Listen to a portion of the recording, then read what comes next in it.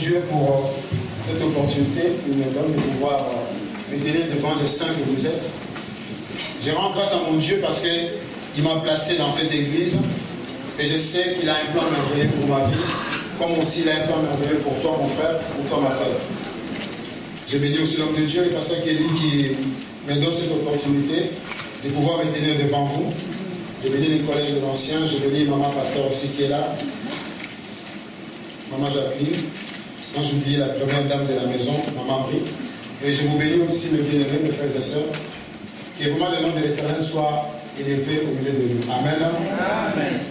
Alors, pendant que le pasteur parlait tout à l'heure, je me suis dit, il va empiéter sur le thème que nous allons traiter ce matin.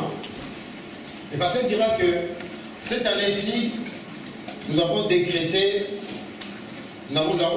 plutôt une année où nous voulons vivre la gloire de Dieu en Jésus-Christ. Moi, à ta place, je dirais Amen. Amen. Nous voulons vivre la gloire de Dieu en Jésus-Christ. Mais le pasteur dira quelque chose qui a retenu mon attention, c'est que ce thème ne soit pas seulement un slogan pour nous, mais que réellement chacune de nous puisse vivre la gloire de Dieu dans sa vie. Cela est possible. Quelqu'un peut dire Amen. Amen. Cela est possible, bien aimé. Et je reviendrai sur les deux textes que le pasteur avait pris comme texte de base, notamment dans Romains 8, verset 29, où il est dit que ceux dont il a connu d'avance, il les a prédestinés à être semblables à son Fils. Alléluia. Non seulement il les a prédestinés, mais il les a aussi appelés. Quelqu'un peut dire Amen. Parce que Dieu t'a appelé. Dieu t'avait choisi, mais Dieu t'a appelé également. Non seulement il t'a appelé, la Bible continue en disant qu'il t'a aussi justifié. Et non seulement il nous a justifiés, il nous a aussi glorifiés. Quelqu'un peut dire Amen. Amen. Et l'autre texte, c'est dans Matthieu. Et vite, vous nous envoyez ce texte-là. Le pasteur avait parlé de deux textes. Matthieu 17, Matthieu 22, je crois. Le deuxième texte, où il est dit, la gloire que Christ avait, il a dit, je leur ai donné la gloire que j'avais. Jean 17, 22. Jean 17, voilà. Jean 17, 22. La gloire que j'avais, je leur ai donné, afin qu'ils soient un, comme je le suis avec toi. Alléluia, comme nous sommes.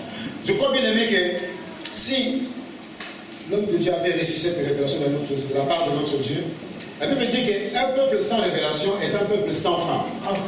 Et je crois que si cette révélation nous est donnée, c'est parce que Dieu a un plan merveilleux pour nous. Alléluia. Dieu veut réellement que chacun de nous puisse vivre la gloire qu'il nous a réservée. Alléluia. Et nous avons vu avec les différents thèmes qui ont été traités depuis le début de l'année. Ces thèmes ont tous trait à la gloire de Dieu. Alléluia. Le premier thème, c'était, le premier sous-thème plutôt, c'était l'exhortation ou la prédication de notre bien-aimé l'ancien Paulin, qui nous a prêché sur les secrets. Comment nous pouvons vivre la gloire de Dieu. Les secrets qui accompagnent ceux qui veulent réellement vivre la gloire de Dieu. Il avait parlé de la patience, de la sanctification, de la patience.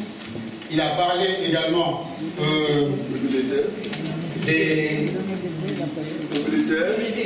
tout d'abord il a parlé de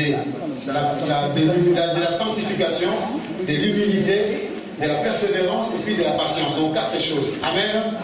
Et ensuite, maman Jacqueline avait aussi continué tout dans le même sens. Elle nous a prêché sur notre identité. Et elle dira que si toi tu ne te poses pas la question qui tu es, quelqu'un d'autre pourra venir te donner son identité à lui. Pourquoi? Parce que lui, il te voit autrement que toi, tu peux te voir. Ou comment Dieu te voit. Donc la raison pour laquelle elle avait insisté, elle a dit, il faut que tu te poses la question, qui es-tu? Et que tu puisses répondre toi-même. Parce que ta destinée, certes, elle est entre les mains de Dieu, mais le simple fait que tu saches qui tu es. Donc ton identité détermine ta destinée. Amen. Amen. Et ce matin, Dieu nous fait grâce. Dieu nous fait vraiment ce privilège de pouvoir continuer dans le même sens toujours avec le thème central, vive la gloire de Dieu en Jésus-Christ. Nous allons traiter un élément, un point qui est aussi central dans la vie d'un homme, d'un enfant de Dieu surtout. Je voudrais parler ce matin de la foi. Amen. Amen. Alors, j'ai intitulé le message de ce matin, la foi, la clé pour vivre la gloire de Dieu. Amen. Alléluia. Amen. Dans Jean 16, au verset 33, Jean 16, au verset 33,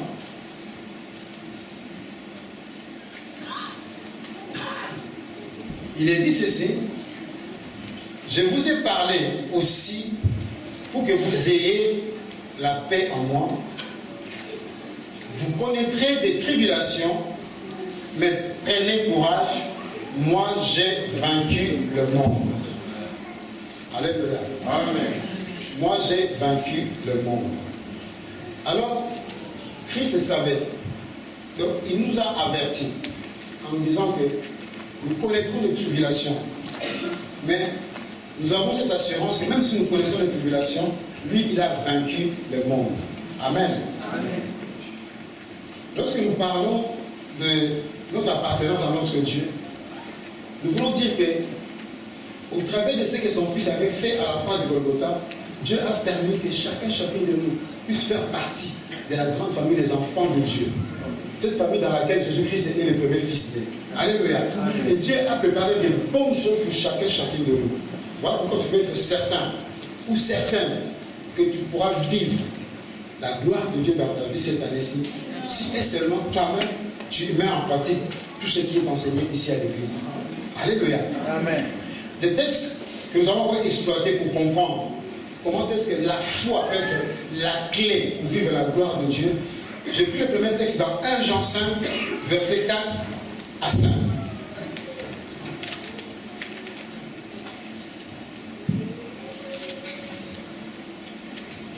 Jean 5, verset 4 à 5. Parce que tout ce qui est né de Dieu triomphe du monde, et la victoire qui triomphe du monde, c'est notre foi. Alléluia. Amen. Quelqu'un, tu continues? Qui est celui qui a triomphé du monde, sinon celui qui croit que Jésus est le Fils de Dieu? Alléluia. Amen. La victoire qui triomphe du monde, c'est notre foi. Amen. Amen. Alors nous voulons comprendre une chose. Parce que la Bible commence par dire que tous ceux qui sont nés de Dieu, tous ceux qui sont nés de Dieu, c'est toi et moi. Parce qu'un jour, nous avons accepté Christ dans notre vie. Alléluia. Comme étant notre Seigneur et Sauveur. Tout ce qui est né de Dieu triomphe du monde. Donc avant que tu puisses triompher du monde, il faut que tu puisses naître tout d'abord de Dieu. Quelqu'un comprend? Avant que tu puisses triompher du monde, il faut que tu puisses naître tout d'abord de Dieu. C'est-à-dire, lorsqu'on dit que tu es né de quelqu'un, c'est-à-dire, de ce quelqu'un-là, tu as hérité des choses. Alléluia. Amen. Tu as reçu des choses de la part de cette personne qui t'a engendré, ou qui est ton géniteur.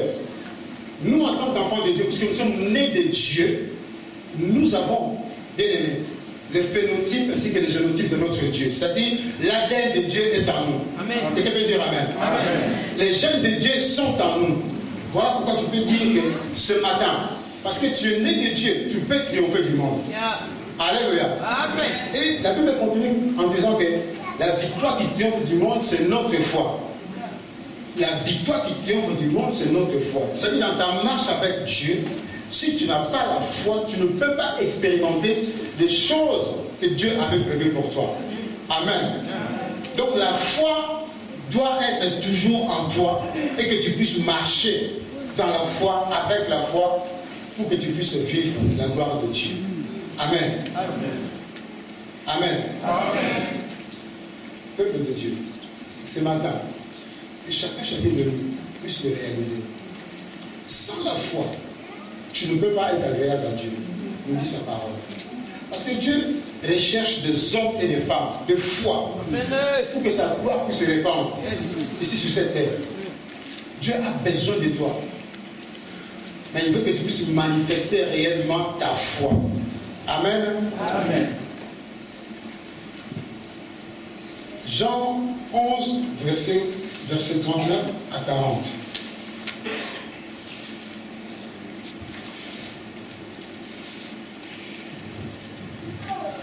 Jésus dit, ôtez la pierre. Marc, la sœur du mort, lui dit, Seigneur, il sent déjà, car il y a 4 jours qu'il est là. Jésus lui dit, n'ai-je pas dit que si tu crois, tu verras la gloire de Dieu. Amen. Amen. Jésus lui dit, n'ai-je pas dit, dis à Marc, n'ai-je pas dit que si tu crois, tu verras la gloire de Dieu. Mais il y a une question ici, pour que tu puisses voir la gloire de Dieu, il faut croire tout d'abord. Si tu ne crois pas, tu ne pourras pas voir la gloire de Dieu. Ici aussi, c'est une question de foi. Il faut que tu mettes ta foi en pratique pour que tu puisses voir la gloire de Dieu. Amen. Amen. Alors, on va commencer tout d'abord par définir ce que c'est la foi. Sans prendre Hébreux 11, la foi, lorsqu'on parle de la foi, c'est tout simplement cette confiance que nous mettons en notre Dieu, en Dieu. Alléluia.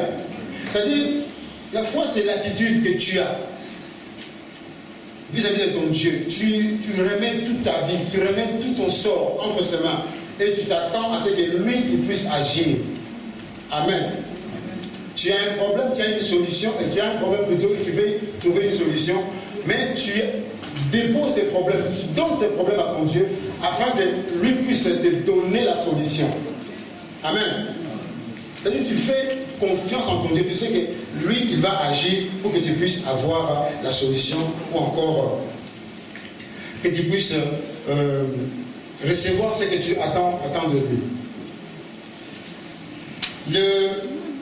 Le sous-thème que nous avons cité tout à l'heure, la foi, la clé pour vivre la gloire de Dieu, nous amène à comprendre une chose.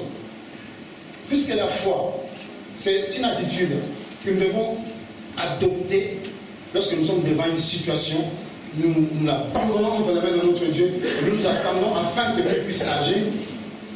On nous dit, cette même attitude sera une clé pour nous afin de rentrer, d'accéder à la gloire de Dieu. La gloire de Dieu, le pasteur a dit que cette notion de gloire nous donnera plusieurs définitions. Pourquoi? Parce que dans chaque cas, la gloire peut être définie autrement. Dans les cas précis, que nous disons que la foi est la clé pour vivre la gloire de Dieu. C'est-à-dire la foi, c'est un moyen qui te permet de pouvoir accéder à la gloire de Dieu, de pouvoir expérimenter la gloire de Dieu, de pouvoir déclencher la puissance de Dieu. Quelqu'un comprend? Je peux définir la gloire ici comme étant la puissance de Dieu. Alléluia. Comme étant l'intervention de Dieu. Donc quand tu mets ta foi en pratique, tu déclenches l'intervention de Dieu pour telle ou telle situation. Amen. Quand tu mets ta foi en pratique, tu actionnes la gloire de Dieu, l'intervention de Dieu, sa manifestation divine.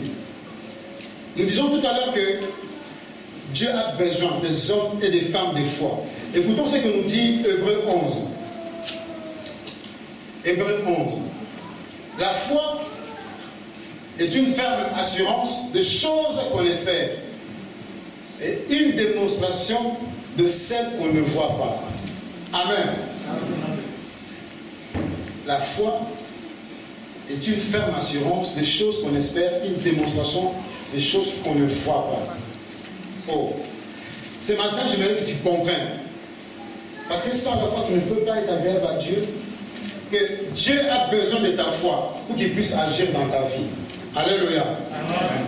C'est pourquoi on a dit que tous ceux qui sont nés de Dieu, tous ceux qui sont nés de Dieu, la Bible nous dit, triomphent du monde. Mais la manière avec laquelle ils peuvent triompher du monde, ce n'est qu'avec la foi. Amen. Ce n'est qu'avec la foi. Sinon, comme nous avons dit, tu peux avoir des promesses de Dieu. Et toutes ces promesses ne seront que des slogans qui vont t'accompagner comme ça, sans qu'il y ait vraiment un effet réel, un effet palpable dans ta vie. Il faut que ta foi puisse être mise en pratique. La foi, c'est ce qui permet à un enfant de Dieu d'expérimenter ce que Dieu avait réservé pour lui dans sa destinée. Tu ne peux pas vivre ta destinée si ta foi, tu ne la mets pas en action. Est-ce que quelqu'un comprend? On a besoin de la foi pour vivre réellement les choses que Dieu avait déjà conçues dans son livre de vie. Mais avec quelle foi? On peut se poser la question, avec quelle foi? La foi qui nous est demandée, bien aimé, en tant qu'enfant de Dieu, pour vivre la gloire de Dieu, c'est la foi de Dieu lui-même. Quelqu'un peut dire Amen. Amen. Parce que lorsque nous sommes nés de Dieu, nous avons bien précisé que nous portons le gène de Dieu. Nous avons le gène de notre Dieu. Nous avons ce que l'homme possède, cette capacité. Et Dieu veut que nous puissions mettre la même foi qui est en lui, que nous puissions la mettre en action pour que lui puisse agir. Je m'explique. La Bible nous dit que Dieu a créé la terre. Dieu a créé l'univers rien que par sa parole. Et nous, en tant qu'enfants de Dieu, nous croyons que l'univers existe par la foi. Amen. Tu n'as pas été là quand Dieu avait créé la terre. Mais on te dit tout simplement que la terre existe. Dieu a créé la terre rien que par sa parole. Mais le simple fait que nous puissions accepter que Dieu a créé la terre, Dieu a créé l'univers rien que par sa parole, c'est une question de foi. Alléluia. C'est la foi. Donc tu crois, comme nous l'avons défini dans Hébreux 11, ce sont des choses. La foi est définie dans Hébreux 11 comme étant une ferme assurance des choses qu'on espère, une démonstration des choses qu'on ne voit pas. Alléluia. C'est-à-dire, avant que les choses puissent être visibles, ces choses étaient invisibles. Quand Dieu a créé le monde, on dit que c'était ex nihilo. C'est-à-dire du néant, Dieu a amené quelque chose. Alléluia. Du néant, Dieu a créé. Et nous, en tant qu'enfants de Dieu, nous mettons notre foi tellement en pratique en disant, nous croyons que la terre réellement a été créée par notre Dieu. Amen. Et la Bible dit, toujours dans cette épître, le simple fait que les anciens avaient gardé ce témoignage, la simple fait que les anciens l'avaient possédé, ces anciens ont gardé un bon témoignage. Alléluia. Aujourd'hui, nous parlons des pères de la foi, Abraham, nous parlons de Josué, nous parlons de tous ceux qui ont expérimenté la foi avec Dieu. Pourquoi? Parce que ces hommes avaient réellement mis leur confiance en Dieu. Et puisque nous voulons bien aimer ce matin, comprendre une chose, que sans la foi, nous ne pouvons pas expérimenter la gloire de Dieu. Sans la foi, nous ne pouvons pas vivre la gloire de Dieu. Dans notre démarche avec notre Dieu, nous avons besoin que la foi de Dieu puisse être notre leitmotiv, notre compagnon de tous les jours. Quelqu'un peut dire Amen. Amen. Lorsque nous parlons de la foi, nous ne parlons pas de la foi de païens, mais je parle ici de la foi des chrétiens. Parce que ce ne sont que des chrétiens qui sont appelés à vivre cette démonstration-là. Alléluia. Amen. Qui nous parle Hébreux 11. Ça dit, puisque toi tu es né de Dieu, Dieu te dit que tu triomphes du monde. Dieu te dit que la victoire qui triomphe du monde, c'est ta foi. À chaque fois que tu seras devant une situation difficile.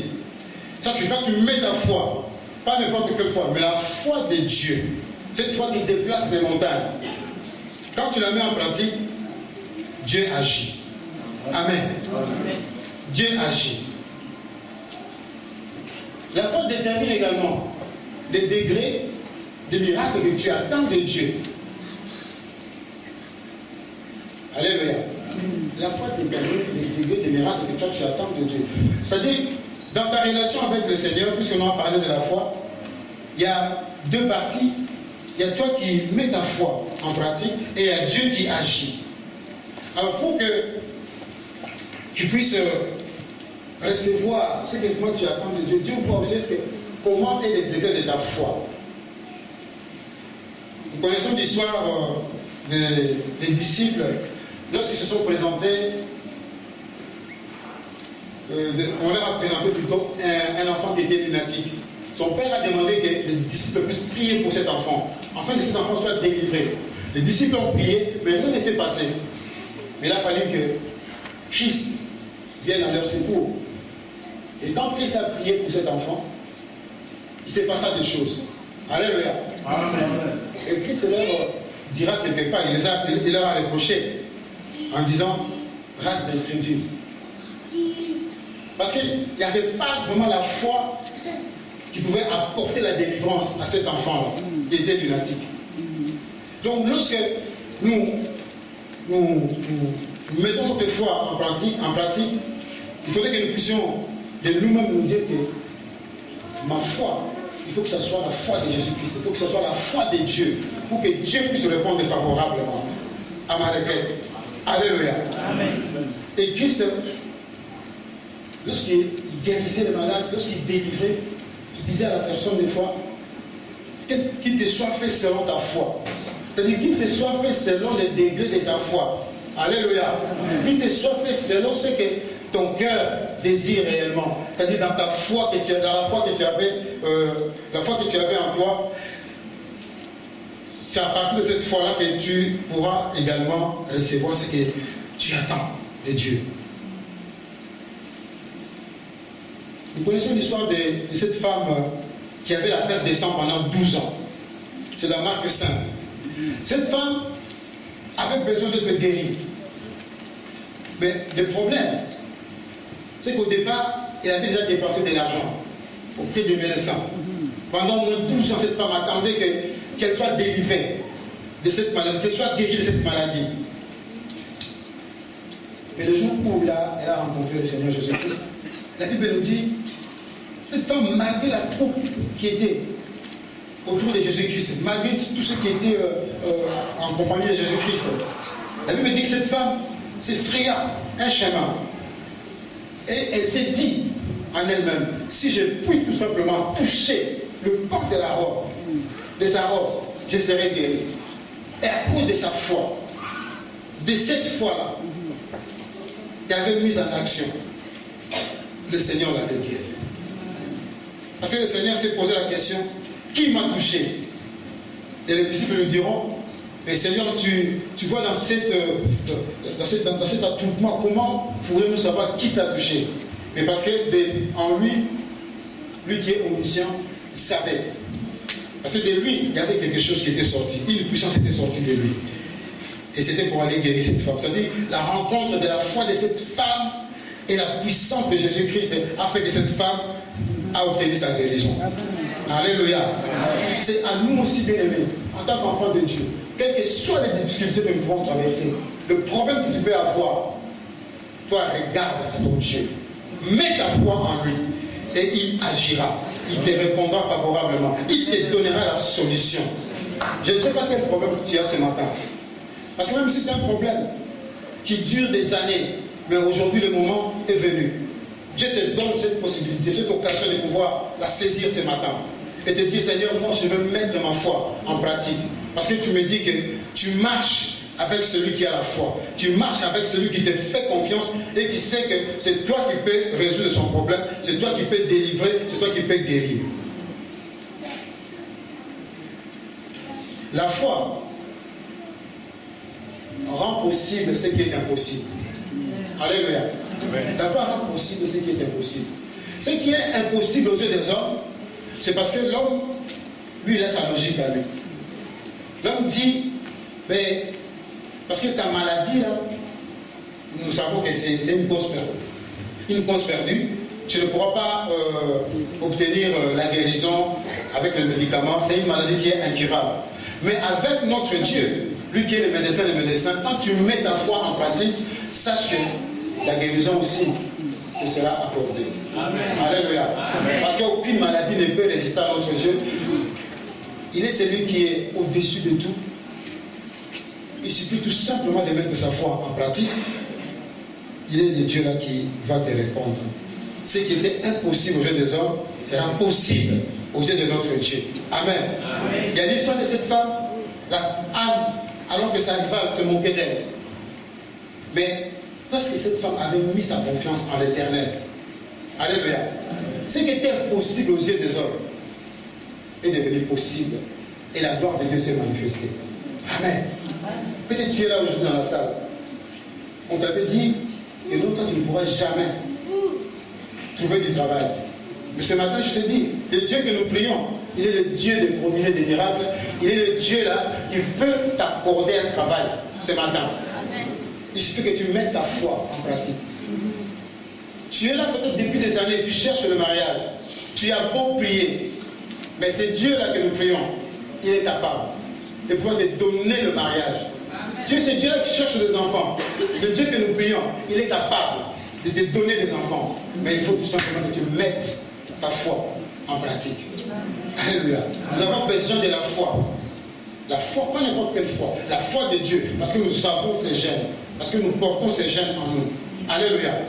Jésus-Christ, quand il guérissait, ce n'était pas, il venait, il disait, mais quel est encore le problème ici? Mais bon, c'est un peu difficile, on va aller voir dans nous. Non, il venait, il disait tout simplement, toi esprit un peu, sors de cet homme. Et l'esprit sortait. La femme qui avait touché le pan de sa robe, elle a été guérie parce qu'en Jésus-Christ sortait la puissance de Dieu. Alléluia. Parce que lui également, il vient de Dieu. Alléluia. Jésus-Christ vient de Dieu. Donc lui aussi, il porte les gènes de son Père. Voilà pourquoi tout ce qu'il accomplissait devant ses disciples les dépassait. Il disait, mais qui est cet homme? Alléluia. Qui est cet homme qui a eu le pouvoir, la capacité de pouvoir faire taire la tempête alors qu'ils étaient dans la barque? Donc je vous dis ce matin, bien aimé, je nous dis, même à moi-même aussi, que Dieu a besoin que nous puissions avoir la foi cette année-ci, si nous voulons vivre la gloire de Dieu. Nous avons besoin de la foi. Et cette même foi amène, je parlais de ce qui était impossible, qui devient possible. Cette même foi amène aussi les choses qui étaient invisibles à être vues, sues de tout le monde. Alléluia. Oui. Parce que nous avons parlé tout à l'heure que Dieu avait créé les cieux et la terre, il a créé l'univers, rien que par sa parole. Mais c'est dans l'invisible, comme on l'a dit. Ça n'existait pas. Mais lorsqu'il a dit seulement un mot, la chose était là. Alléluia. De ce qui était invisible aux yeux des hommes, Dieu la même visible. Quand tu as la foi. Alléluia. Aujourd'hui, peut-être, ton travail, tu ne le vois pas. Tu cherches une maison, ta maison, tu ne la vois pas. Tu cherches une carte de séjour, peut-être un séjour ici en France, mais tu n'as pas encore la carte de séjour. C'est invisible. Mais lorsque tu mets ta foi en Dieu, l'invisible devient visible. Là, c'est quelqu'un compris. Il est bon, notre Dieu. J'aime ce Dieu-là parce qu'il nous enseigne comment nous devons vivre sa gloire pour cette année-ci 2015. Moi, j'aimerais bien qu'à la fin de l'année, que chacun de nous, moi y compris, que nous puissions témoigner de ce que ce Dieu-là a fait pour nous. Amen. Il est ce Dieu qui veut que chacun de nous cette année-ci, à cause de la foi que tu mettras en pratique, que tu sois un véritable vainqueur. Alléluia. Un véritable champion. Parce que tu ne peux pas être champion avec Dieu si tu ne manifestes pas, bien aimé, ce désir-là de compter sur lui. Et dire, Seigneur, moi je compte sur toi. Je sais une chose, Seigneur. Parce que j'ai mis ma foi en toi, Seigneur. Tu me donneras, Seigneur, mon Dieu, la domination sur telle chose, la domination sur telle nation, la domination sur tel pays, même ici en France. Pourquoi nous disons que Dieu nous appelle à être de ceux qui dirigent? Dieu a besoin aussi que ses enfants occupent de postes importants. Mais c'est par la foi. Quand tu as la foi, tu dis, Seigneur, je sais que là j'y arriverai, mais avec toi. Que Dieu va le faire. Il y a des bien-aimés qui sont là qui ont le diplôme, mais qui ne trouvent pas du travail. Mais je sais que ton travail, il est encore invisible. Mais si tu mets ta foi en action, ce travail deviendra visible. Et ce Dieu-là va te faire asseoir avec des notables de ce pays, parce que c'est lui qui t'a donné ce diplôme-là. Je parle à la jeunesse. Je vois mes enfants qui sont là, qui ont le diplôme. Mais je vous demanderai seulement ce matin, enfants, comprenez une chose, que ce Dieu n'a pas changé. Ce qu'il avait fait dans le passé, il peut le faire pour toi aussi. Alléluia. S'il avait fait de Joseph quelqu'un quelque part, alors qu'il avait quitté sa patrie, Toi, Dieu peut t'utiliser aussi. Ici, on peut parler de toi parce que tu es celui qui a utilisé sa foi, qui a mis sa foi en action. Et tu vas voir la gloire de Dieu dans ta vie. Amen. Alléluia. Amen. Il est ce Dieu-là qui n'a pas changé. Il est capable de pouvoir faire des choses dans nos vies. Lorsque nous parlons de la foi c'est aussi un langage. Amen. Amen. C'est-à-dire, quelqu'un qui a la foi en Dieu, la foi de Dieu en lui, tu as un langage qui est différent des autres. Oui. On peut être 1000 personnes dans la salle. Tout le monde n'est pas d'accord avec toi. Tu es le seul à croire que cela va arriver. Oh, alléluia. Tu es le seul à croire, ou la seule à croire. Non, ça arrivera parce que moi je sais en qui je prie. Alléluia. Amen. Quand tu mets ta foi en Dieu, même s'ils sont 50 avec autant te disant non, ça ne va pas se réaliser. Mais à cause de cette attitude, Dieu voit et tu as vraiment donné toute ta confiance en lui. Dieu va agir pour se glorifier dans cette situation. Voilà pourquoi il y a un langage bien aimé. C'est un langage qui est toujours positif. Tu ne dois pas être négatif. Quand tu expérimentes la vie avec Dieu, un enfant de Dieu ne doit pas être négatif. C'est comme le rêve de Sarepta. Il ne faut pas être négatif, mais positif tout simplement. Pour te dire que ça va pas, me dire si ça va. Amen. Mais pourtant, quand ils voient qu'il y a un ça ne va pas qui t'accompagne. Mais toi, tu dis ça va. Alléluia.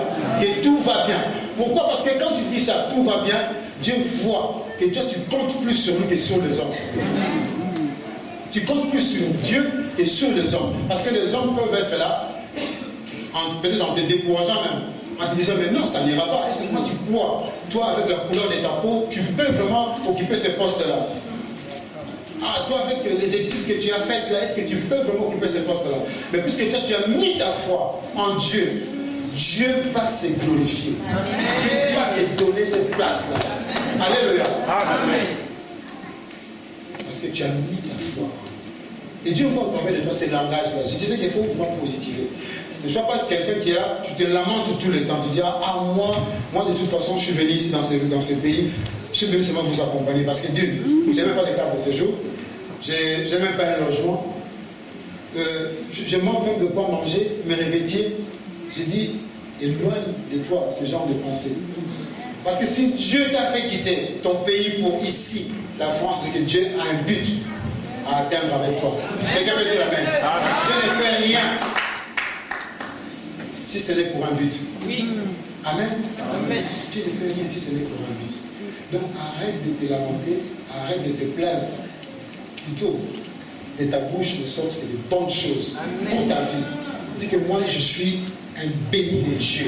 Amen. Oui, moi je crois que mon Dieu a déjà fait. Amen. Ces mariages-là, c'est pour moi. Ces papiers de séjour là, c'est pour moi. Ces diplômes là, c'est pour moi. Ces travail là, c'est pour moi. Quelqu'un peut dire amen. Alléluia. Dieu agit par la foi. Sans la foi, Dieu ne va pas agir. Il est souverain. Mais Dieu veut voir que réellement nous mettons notre foi en lui. Nous mettons notre foi en sa parole. Alléluia. Il est le Dieu des prodiges et des miracles. Il est ce Dieu qui n'a pas changé. Et ce qui est encore merveilleux, c'est que lorsque nous nous accrochons à la parole de Dieu, nous lisons les Saintes Écritures, nous voyons comment Dieu a agi dans la vie de ses serviteurs et de ses servantes. Il y a lieu que nous puissions continuer à nous attacher à ce Dieu-là. Alléluia. Les tribulations, comme on l'a dit la parole, comme nous a dit la parole de Dieu tout à l'heure, quand on a débuté ce partage, on connaîtra les tribulations. Mais nous ne devons pas avoir une attitude qui soit comme celle des païens. Un païen, lorsqu'il y a un problème, il peut même commettre un meurtre, il peut même tuer parce qu'il n'a pas de soutien, il n'a pas de refuge, il n'a pas d'abri. Nous, nous avons un abri. Alléluia. Même quand ça ne va pas, nous comptons sur ce Dieu-là. Amen. Nous savons qu'il va agir. Amen. Nous savons qu'il ne va pas nous abandonner. Il est toujours là, à nos côtés. Alléluia. Amen. Ephésiens 6 nous parle des armes que nous devons nous revêtir. J'ai beaucoup aimé parce que quand on parle du bouclier de la foi, et pourtant c'est le bouclier qui nous permet de faire échouer les flèches de l'ennemi. l'ennemi nous attaque et les flèches qui veulent nous atteindre, mais à cause du bouclier de la foi, nous arrivons à nous protéger. Alléluia. Alors, si on reprend l'histoire de cette femme qui avait la perte de sang, il y a quelque chose que j'ai compris. Cette femme avait la foi persévérante. Amen. Cette femme avait la foi persévérante. Ça faisait quand même 12 ans. Mais c'est fatigué. Je dis, mais non, moi je crois que c'est une maladie qui est incurable. Mais elle a persévéré quand même. Alléluia. Elle a persévéré. Je vais te dire ce matin, parce que tu as aussi le bouclier de la foi comme étant une arme spirituelle. Ce bouclier te permettra, quand tu sens vraiment qu'il y a un ça ne va pas, et que tu sens le découragement venir en toi, prends ce bouclier-là pour te protéger. Alléluia. Protège, ça veut dire, garde ta foi intacte. Garde ta foi intacte. Que rien ne puisse venir vaciller ta foi. Tu dis, moi je m'accroche à ce Dieu-là. Je m'attache à ses promesses. Alléluia. Il est le seul Dieu dont les promesses n'échouent jamais. Vous savez pourquoi? Il est le seul Dieu dont les promesses n'échouent jamais. Pourquoi? Parce que lui-même, il n'échoue jamais dans ses combats. Amen. Alléluia. Amen. Parce que lui-même, il n'échoue jamais dans ses combats. Il dit, garde le silence, moi je combattrai pour toi. Alléluia. Il n'échoue jamais dans ses combats. Voilà pourquoi nous avons besoin encore ce matin de nous dire, Seigneur, nous mettons notre foi en toi. Parce que nous savons que lorsque nous croyons en toi, Seigneur, tu agis, Seigneur. Tu ouvres, Seigneur, mon Dieu, mon roi, les églises de cieux pour nous bénir. Parce que tu veux que nous puissions mener une vie agréable, Seigneur. Une vie qui soit digne d'un enfant de Dieu. Amen. Amen. Et ce matin, j'aimerais que nous puissions prier en fonction de cette sous-thème qui est la clé pour vivre la gloire de Dieu. La foi, la clé pour vivre la gloire de Dieu. Et que chacun de nous, ce matin, tu puisses t'examiner et te dire, mais si Christ me posait la même question, mais Christ me disait la même chose comme il a fait pendant son ministère terrestre, quand il disait, va, qu'il te soit fait selon ta foi. Est-ce que ma foi, c'est vraiment la foi de Dieu que j'ai, cette foi qui peut déplacer les montagnes? J'aimerais t'aider ce matin. Tu sais, le problème que tu as, peut-être ce problème tarde encore à être résolu. Parce que ta foi n'a pas encore atteint le niveau où Dieu peut agir. Ta foi n'a pas encore atteint le niveau où Dieu peut se dire, voilà, maintenant je descends pour accomplir ce que mon fils, ce que ma fille attend de moi. Bien aimé, tu vas te lever ce matin. Parce que tu comprends une chose, que la foi, ta foi amène Dieu à agir dans la vie. Ta foi amène Dieu à pouvoir accorder des solutions. Là où même les hommes avaient dit que ça n'allait pas marcher. Mais à cause de ta foi, Dieu va agir. Est-ce que tu peux te mettre debout là où tu es? Et nous allons prier ensemble.